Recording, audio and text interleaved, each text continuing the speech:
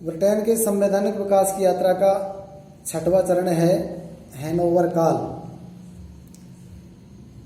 संसदीय राजतंत्र का विकास 1714 ईस्वी से जो प्रारंभ होता है, इसमें निरंकुश राजतंत्र की समाप्ति और लोकतंत्र की स्थापना की दशा में आगे बढ़ता हुआ संवैधानिक विकास की यात्रा में आगे प्रगति होती हुई, देखिए, राजपद पर संसद की सर्वोच्चता तो 1689 के अधिकार पत्र से ही सीमित कर दी गई थी।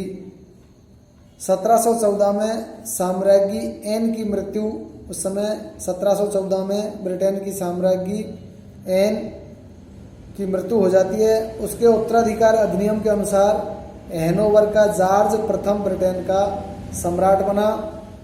यहीं से संसदीय जनतंत्र की विकास की यात्रा प्रारंभ हुई, जिसने 20वीं सदी के पूर्वार्ध तक अपनी पूर्णता को प्राप्त कर ली है। संसदीय जनतंत्र के विकास के कुछ निम्न चरण है। नंबर 1, राजा की वास्तविक शक्तियों का पतन, यानी कि हैनोवर काल में राजा की जो राजशाही शक्तियाँ थी, निरंकुशकारी जो शक्तियाँ थी, उनका पतन होना शुरू हो गया और संवैधानिक विकास की यात्रा में आगे बढ़ना शुरू हुआ। राजपद पर संसद की सर्वोच्चता तो 1689 के अधिकार पत्र पर हस्ताक्षर करते ही हो गई थी, किंतु हैनोवर वंश के राज सिंहासन रूढ़ होने के पहले तक राजा का मंत्रियों की नियुक्ति और पदच्युति में पर्याप्त हाथ रहता था। हैनोवर वंश के पूर्व तक राजाओं का, महाराजाओं का, राजा के मंत्रियों में, राजा के सामंतों को नियुक्तियों और पदमुक्ति में प्रमुख हाथ रहता था। हैनोवर काल से राजा के इस अधिकार का पतन हो गया और यह अधिकार पार्लियामेंट के हाथों में पहुंच गया, जो महारानी विक्टोरिया तक आते आते सम्राट एक संवैधानिक मात्र हो गया था। यानी कि जो नियुक्ति और पदमुक्ति का जो अधिकार राजा को था, सम्राट को था, वो महारानी विक्टोरिया के काल के आते आते बिल्कुल समाप्त हो गया और ये ब्रिटिश पार्लियामेंट के हाथों में पहुंच गया। नंबर 2, मंत्रिमंडलीय प्रणाली का विकास। वर्तमान की भांति मंत्रिमंडलीय प्रणाली का विकास। हैनोवर काल के पूर्व तक मंत्रिमंडल की बैठकों की अध्यक्षता सम्राट ही करता था। हैनोवर काल यानी कि 1714 से पूर्व या 1714 तक, हैनोवर काल तक मंत्रिमंडलों की बैठकों की अध्यक्षता सम्राट ही करता था और मंत्रिमंडलीय प्रणाली का पूर्ण विकास नहीं हो पाया था। लेकिन हैनोवर राजा जॉर्ज प्रथम अंग्रेजी भाषा से परिचित नहीं थे। हैनोवर राजा जॉर्ज प्रथम अंग्रेजी भाषा से परिचित नहीं थे और इंग्लैंड की राजनीति में भी उनकी कोई रुचि नहीं थी।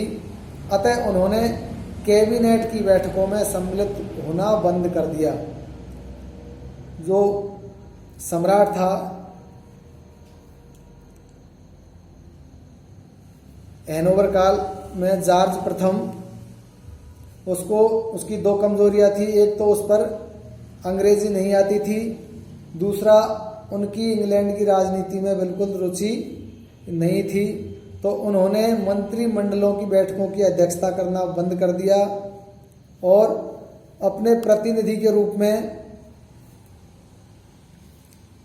कैबिनेट की बैठकों में सम्मिलित होना बंद कर दिया और सम्राट ने हिंग पार्टी के नेता सर रॉबर्ट वालपोल को कैबिनेट की अध्यक्षता का कर्तव्य सौंपा और वालपोल ब्रिटेन का एक तरह से प्रथम प्रधानमंत्री बन गया। नंबर 2, लोक सदन का लोकतंत्रीकरण। लगभग 17वीं शताब्दी तक संसद पर्याप्त शक्तिशाली नहीं हो पाई, क्योंकि वह जनता के एक अत्यंत छोटे से भाग का ही प्रतिनिधित्व करती थी। अतः संसद के अंदर और बाहर संसदीय मताधिकार को व्यापक करने के लिए आंदोलन चला। परिणाम स्वरूप सर्वप्रथम 1832 के सुधार कानून द्वारा कुछ सीमित लोगों को मताधिकार प्रदान करने का कानून बना, अधिकार बना। धीरे धीरे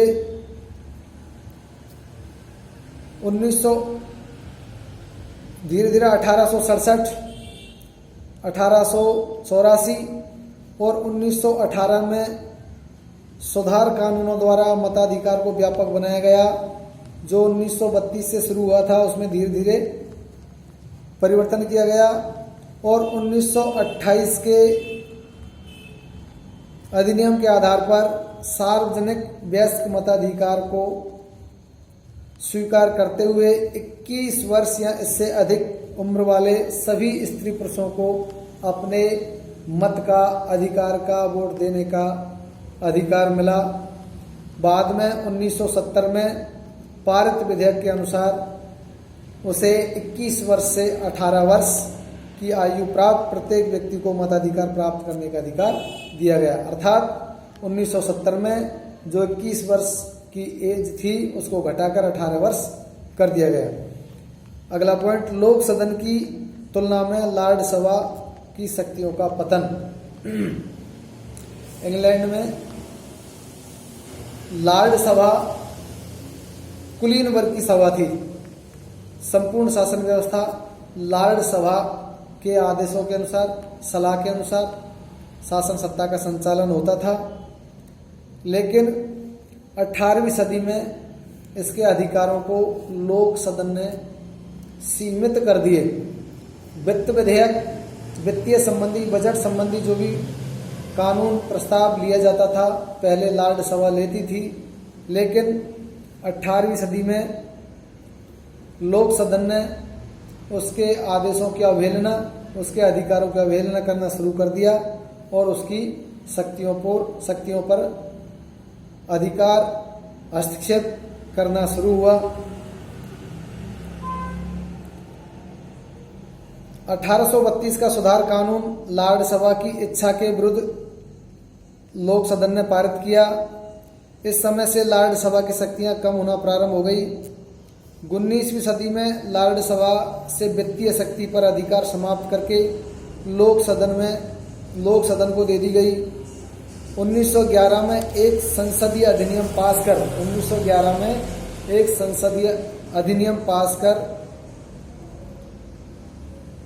पास करके लॉर्ड सभा की शक्तियों को कम कर दिया गया, जो 1949 के संसदीय अधिनियम से और भी कम हो गई। लोक सदन की तुलना में लॉर्ड सभा की शक्तियां कम करके ही इंग्लैंड लोकतंत्र की पूर्णता को प्राप्त कर सका। इस प्रकार लगभग 1400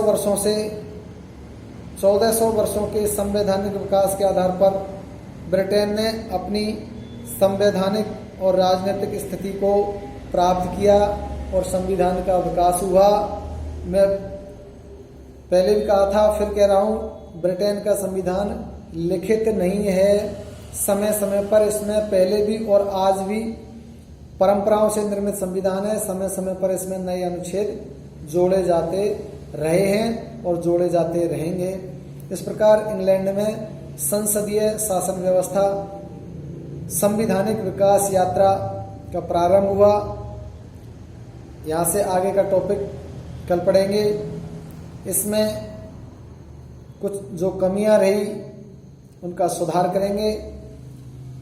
आप लोग कमेंट बॉक्स में कमेंट दें, प्रति उत्तर दें, जिससे हम इसमें सुधार करेंगे। Thank you.